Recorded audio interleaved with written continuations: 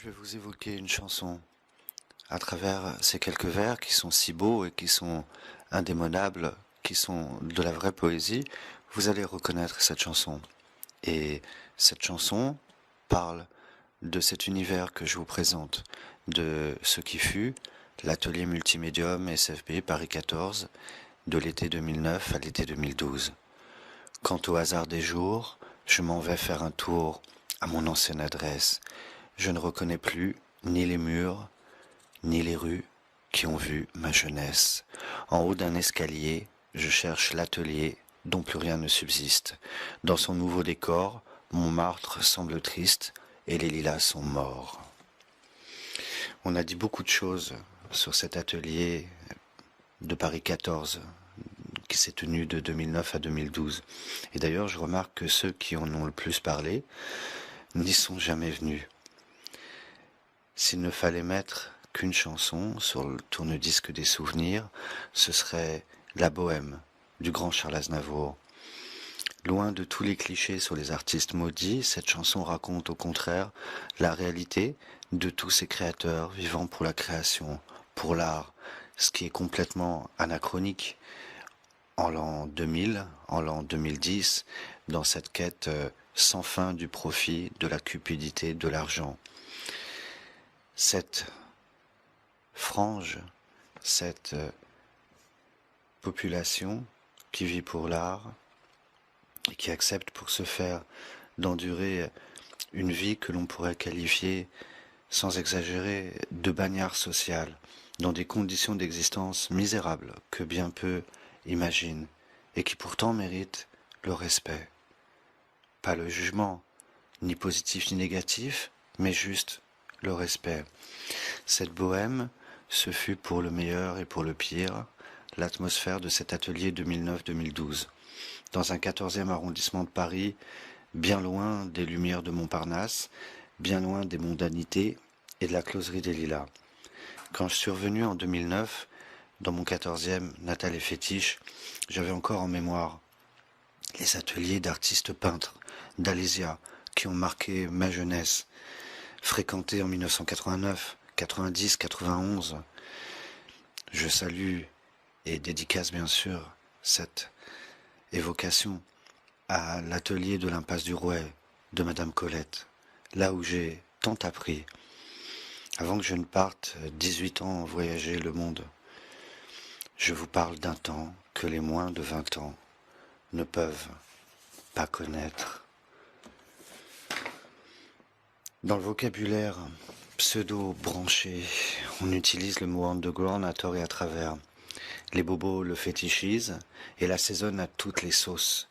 Cette période et ce petit film qui en perpétue le souvenir, je le dédicace ainsi à tous les artistes parisiens sans exception, du 14e et d'ailleurs à tous les artistes des départements limitrophes de Paris, du Grand Paris, sans jugement, sans hiérarchisation entre ce qui est Paris et ce qui est censé être sa banlieue. Je le dédicace à tous les créateurs, ceux sous les projecteurs des médias, comme ceux inconnus du public qui œuvrent dans l'ombre et sans rien demander, ni attendre d'un système, d'une médiacratie qui distribue les couronnes d'un jour et les médailles en chocolat qui flattent le narcissisme. Ce petit film montre l'envers du décor, partage l'envers du décor, s'il n'est pas censuré, sans phare ni artifice. L'envers du décor de Paris, ville lumière, est le décor de vie quotidienne de milliers de Parisiennes et de Parisiens, dans ce que l'on nomme pudiquement les chambres de bonne.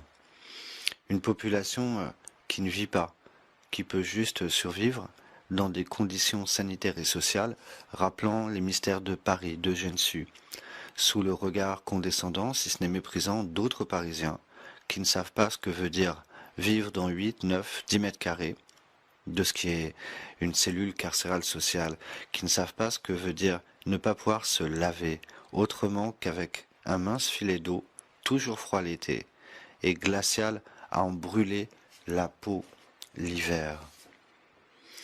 C'est à cet univers-là, celui des sans-voix, des sans-papiers parfois, des sans-droits, des sans-horizons autres que les murs délabrés et le froid de l'hiver qui glace les eaux toute l'année.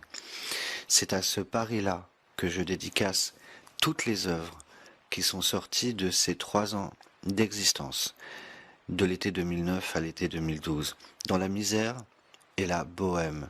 Toutes ces œuvres qui, à travers Internet, à travers les festivals, et même maintenant dans les musées, représentent Paris et sa culture à travers le monde. On récitait des vers groupés autour du poêle en oubliant l'hiver. La bohème, ça voulait dire on est vivant. Bienvenue Laurent, bienvenue aux amis de l'Underground. Salut Alain. Et à travers Internet, puisque tout le monde me l'a demandé après ces 5 mois d'Asie, à travers Internet, à travers Facebook, à travers YouTube, à travers toutes ces nouveautés technologiques, tous ces réseaux, ces networks, pendant ces 5 mois en Asie, donc puisque là, alors qu'on se parle, on est la nuit du 20 juin 2012 au 21 juin, on est la veille de l'été. Et après ces 5 mois en Asie, donc je suis parti d'ici le 29 décembre 2011. Je suis arrivé juste pour le nouvel an de 2011-2012 à Taipei, à Taïwan. Ensuite, toute cette aventure à Taipei, toute cette aventure au Cambodge, 5 mois de voyage. Et je reviens juste en fait pour le début de l'été, pour la fête de la musique, pour ce 21 juin. Et je quitte l'atelier le 16 juillet 2012. Et c'est après 3 ans ici dans le 14e, dans mon 14e natal, où j'aurais été très content de revenir. Et puisque tout le monde m'a posé pendant ces années, spécialement en Asie, les Cambodgiens, les Chinois m'ont posé cette question, m'ont demandé de leur envoyer cette carte postale-là. C'est vrai que Paris, pour ceux qui ne le connaissent pas, qui ne le vivent pas, il y a beaucoup de, de rumeurs positives et négatives, de bonnes choses qu'on dit sur Paris, de mauvaises choses. Et donc, ce que mes amis asiatiques m'ont demandé de faire, en fait, parce qu'ils en étaient tout simplement curieux, c'est justement, sans le mode cinéma, sans le mode movie, au mode purement reportage, de leur montrer en fait la vie dans laquelle je vivais, dans laquelle les créateurs, entre guillemets, de l'underground, de la rive gauche parisienne vivaient. Et c'est à cette visite-là que je vous convie. Donc voilà, là vous avez l'envers du décor, le backstage. Ouais, vas-y, on va dessus. C'est-à-dire le décor de Je sais pas où tu veux nous emmener. n'importe quel les dédales de porte, voilà. Ça c'est le décor de cet endroit, mais de n'importe quel dernier étage d'immeuble parisien, avec sur le côté qui donne sur la rue de très beaux immeubles entre guillemets de style haussmannien de 5-6 étages. Et au dernier étage, et par les escaliers de service, un autre monde mystérieux de Paris dont on entend parler mais qu'on ne voit jamais. Et moi-même, j'ai vécu donc du 1er juin 2009 au 16 juillet 2012, c'est-à-dire le monde des chambres de bonne. Pourquoi je suis revenu ici? C'est parce qu'après avoir voyagé pendant 15 ans autant de temps, je suis revenu de là d'où je viens, c'est-à-dire le 14e arrondissement où je suis né, où j'ai grandi. En 91, au siècle dernier déjà, j'étais parti alors que j'avais 18 ans, des chambres de bonne et des ateliers d'artistes ici de Paris-Alésia. Et donc en 2009, arrivé à 35 ans, après tous ces voyages, j'avais qu'une seule envie, c'était de revenir ici. Et c'est cet endroit, cette ambiance que je vous présente là. L'ambiance la plus simple en fait. L'ambiance la plus simple possible de ce que vous pouvez trouver à Paris la plus humble. C'est-à-dire des chambres de bonne de 10 mètres carrés, avec, vous voyez... Il nous fait l'agent immobilier là. Ce décor le plus... voilà, ça c'est ce que... Mais c'est ce qu'il y a de plus humble, et moi je le dis avec beaucoup de respect, parce que c'est tout un autre type de Parisien, entre guillemets, qu'on voit. C'est un monde très underground, et voilà, donc on a beaucoup parlé de l'atelier multimédium. L'atelier multimédium où on a créé des pièces de théâtre, créé de la musique et tout, voilà, c'est 10 mètres carrés. Et là, comme je suis revenu après 5 mois, ils ont même mis l'électricité en mode réduit, donc on n'a même plus l'halogène, donc on est à la lumière des bougies, comme vous voyez.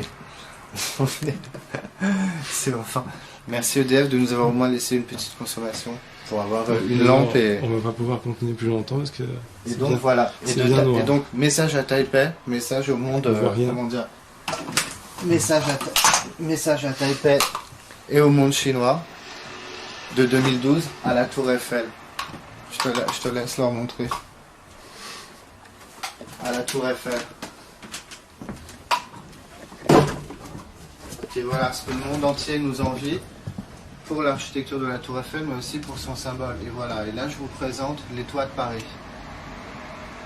On voit toujours ça dans les films de François Truffaut, les toits de Paris avec toutes ces aventures romantiques. Et ben là je vous les présente du dernier étage des chambres de bonne. Avec le clocher que vous voyez sur la gauche, qui est Notre-Dame, c'est Saint-Pierre de Montrouge, le clocher de l'église. Le clocher de l'église du canon, mais très symbolique du 14e d'Alésia.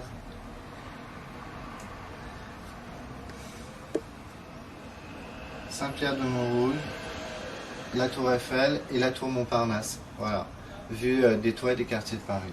C'est cette ambiance de la rive gauche qui aurait été à la fois le théâtre et le décor Très bien, Lumière. de cette Très, très session bien. 2009-2012. Regardez. Et donc spéciale dédicace à toute la famille aussi.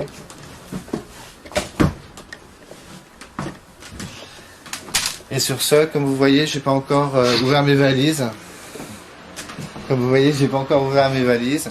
Et il me reste donc 3 semaines, 21 jours pour clore cette aventure de 3 ans ici à Paris, dans le Paris de l'underground, dans le Paris de la création, dans le Paris des toits de Paris, voilà, en petit titi parisien. Et donc fin de l'atelier Multimédium SFB Paris 14, 1er juillet 2009, et le clap de fin, ça sera exactement le 16 juillet 2012, après 3 ans. Et cette époque se refermera. Et donc par Facebook, je remercie toutes les personnes qui sont venues ici, toutes les personnes qui ont vécu un moment ici. Vas-y, on se fait un Norman. Norman fait des vidéos. C'est Voilà. trop bien. Il y a tout. Ils seront contents de voir la réalité soit de l'endroit. Les gens le veulent, les gens m'ont demandé où c'était, comment c'était, qu'est-ce qu'on voyait par les fenêtres. Est-ce que c'était grand, petit, l'atelier multimédium, qu'est-ce qu'on y voyait, qu'est-ce qu'on y vivait, voilà. En toute transparence, tu vois, j'en ouvre les portes.